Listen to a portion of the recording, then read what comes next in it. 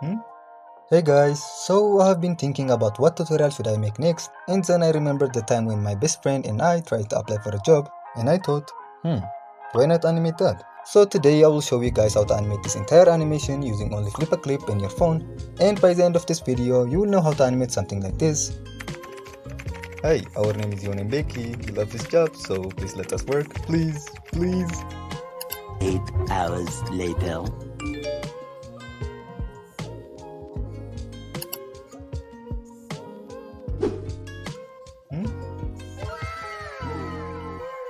So if you want to learn how to animate something like that, make sure to subscribe, and without further ado, let's get into it. Okay, let's start with the basics. First, let's give our project a name. I'm going to call it Job Interview. For the canvas size, I will be using 1080p, but if your phone is not powerful enough to handle 1080p, don't worry, you can use 720p instead.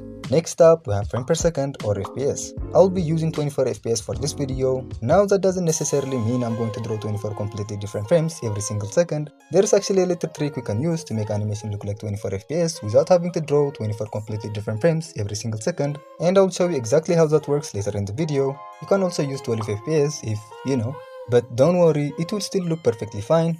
For the canvas background, I'm going to use white, but you guys can choose whatever color you want. Alright, now let's create the project. Okay, let's start by adding some reference images, and if you want to use the same exact reference images I'm using in this tutorial, you can find them on my Telegram channel, the link is in the description, or if you are feeling lazy, you can just pause the video and take a screenshot right here.